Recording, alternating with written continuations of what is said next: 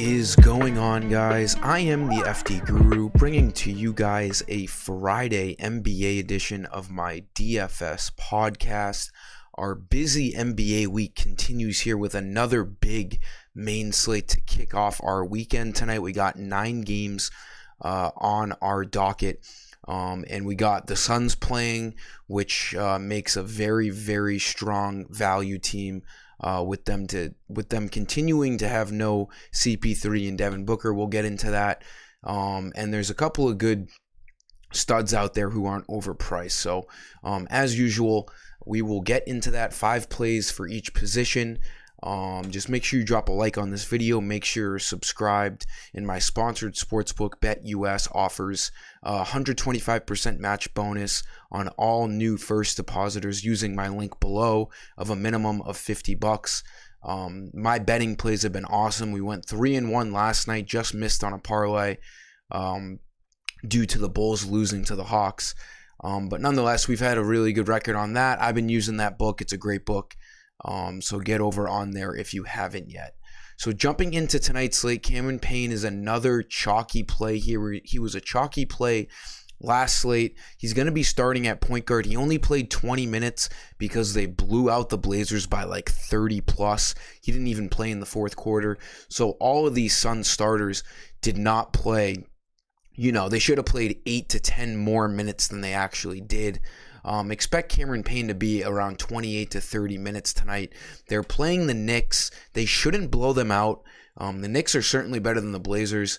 So I think Payne at 5,000 is a fine price. He was really chalky at the low 4,000s. He's gone up a little bit to 5,000. Still not high enough for me. He should be around 6,000 with the usage that he sees starting for the Suns. He needs 25 fantasy points to hit value. He's a very, very strong play in all formats. Shooting guard, this is a nice punt play here. I don't know if I'm locking him in cash games yet. If I need the low salary guy to make my lineup build, Landry Shamet will definitely, or Shamet, whatever it is, he may find himself in my cash lineup. 3,500 bare minimum. He started last game, saw some good minutes. Again, they blew them out. He probably would have played like 26 to 28 minutes. And like Cameron Payne, with no Booker and CP3, there's a ton of usage to go around.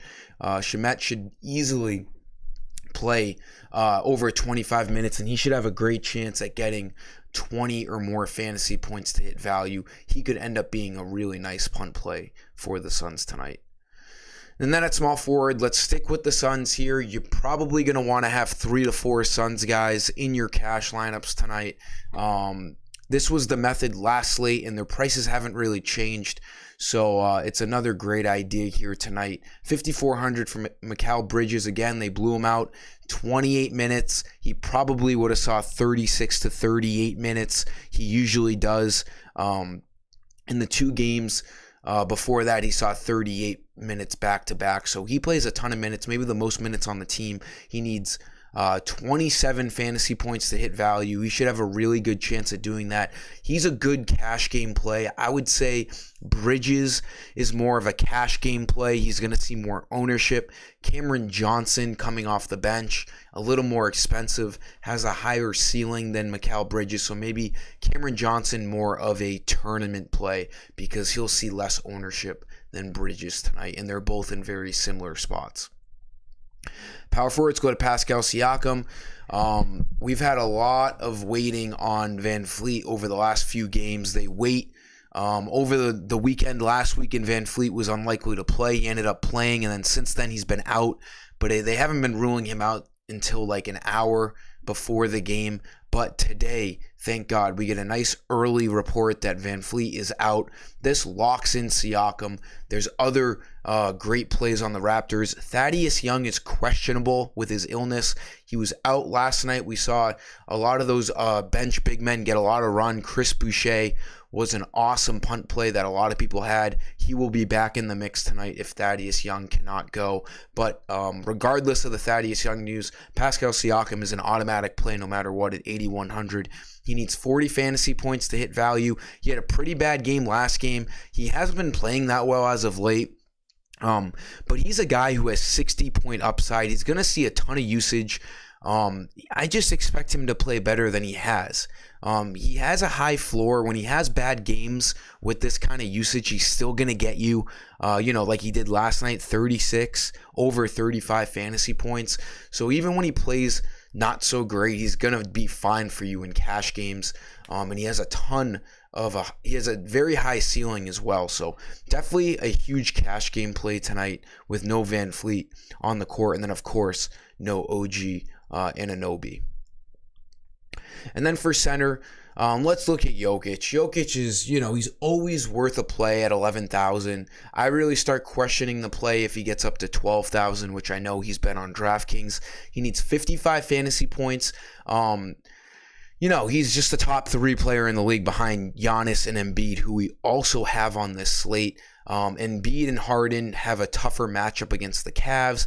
You could make an argument that Giannis is just as good, if not a better play than Jokic, due to the fact that they are massive favorites. There's a good chance they blow them out tonight against the Rockets. They're like 13.5-point favorites. Last game, they were 14.5 against the Thunder, and we all saw how that went. So you never know how it's going to go. Maybe Giannis, more of a cash play because he does have that, good matchup with wherever they're playing. Let me double check that.